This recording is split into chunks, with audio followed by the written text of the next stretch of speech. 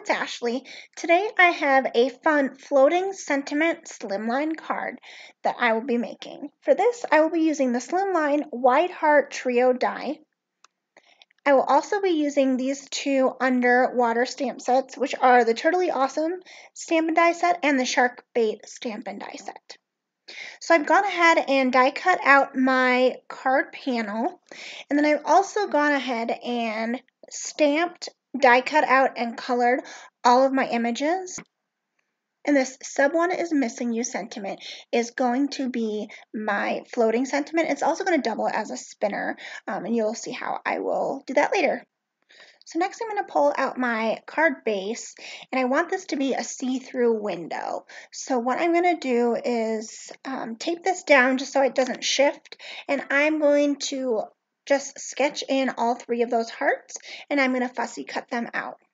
This will give me a window into the card so it looks like that sentiment is floating. And then I'm also going to do a lot of my scene building on the inside, so then when you open the card you'll see just some images that you wouldn't see from the outside, just to kind of give it some more interest.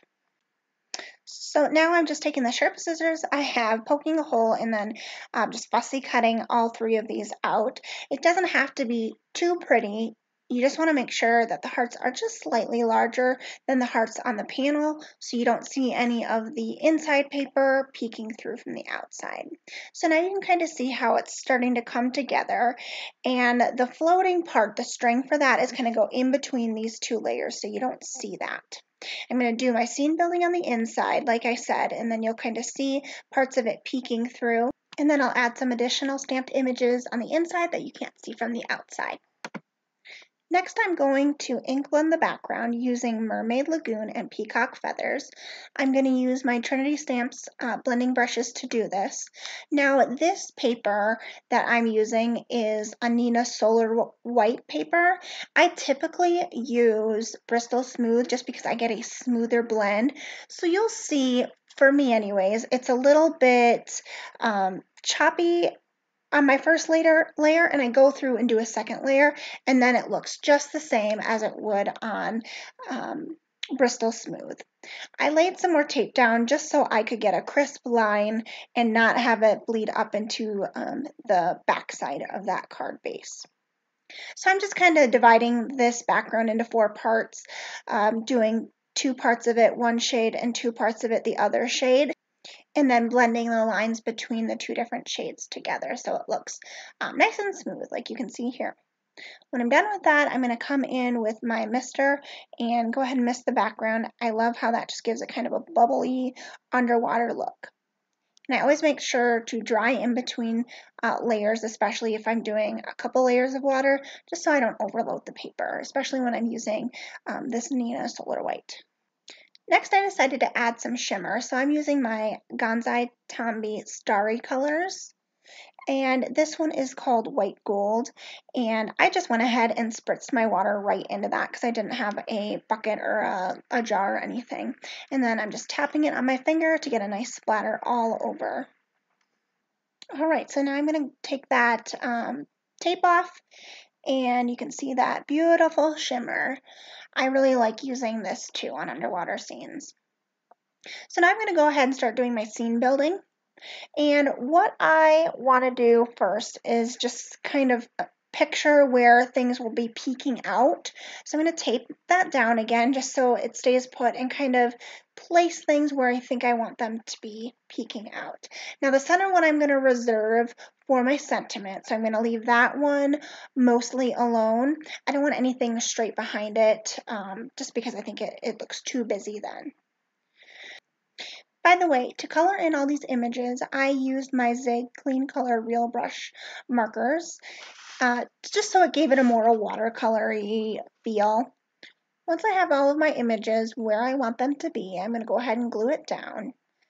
And all of that, like seaweed and rocks and coral at the bottom, you won't see when the card is closed. So I think that's really fun that you get kind of an extra look when it's opened up.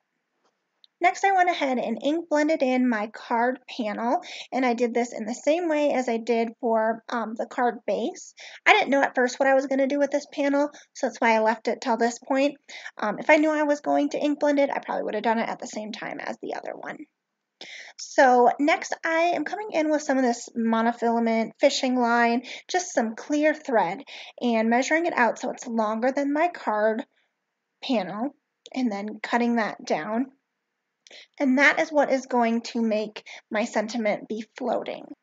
So I have my two stamped out sentiments here laid the correct direction, and I'm just going to lay down a whole bunch of glue, and I'm going to take my fishing line, center that in the middle of the sentiment, and also making sure I have about half of the string on top and bottom so I can kind of secure that into my card base.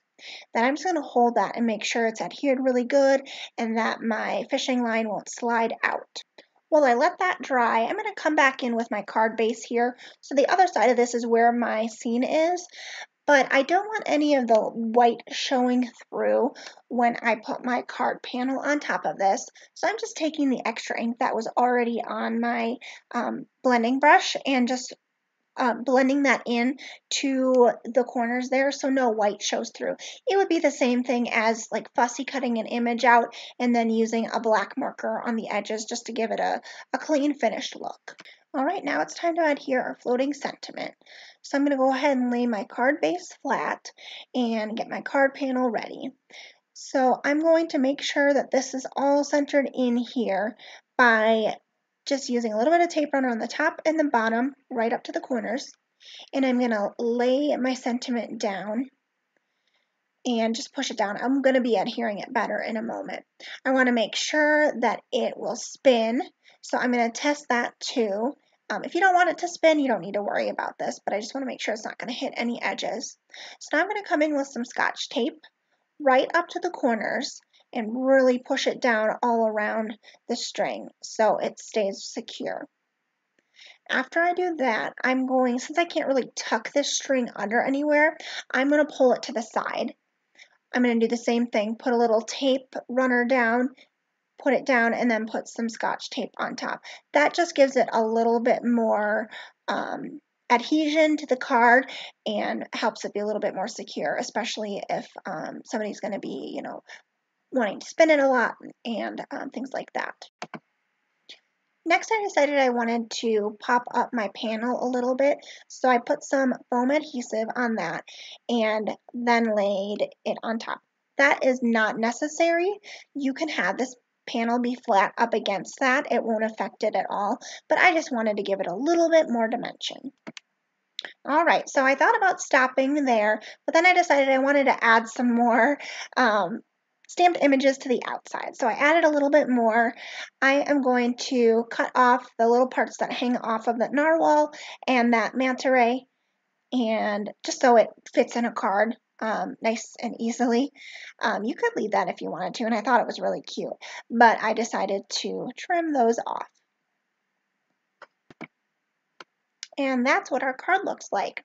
So here's kind of how you charge it. You just keep spinning it and spinning it. And, if you were to make a spinner card, if you use a larger image, it will have a little bit more momentum and spin a little bit faster. And I didn't spin it that much for this video, but that is how you do it. You just spin it, spin it, spin it, lay it flat, so then when the recipient gets it and they open it up, it spins. Thank you so much for watching. I hope you enjoyed this tutorial. Please be sure to like and subscribe to Trinity Stamps YouTube page, along with our Facebook group, Imagination, Inspiration, and Conversation, for lots of crafty fun.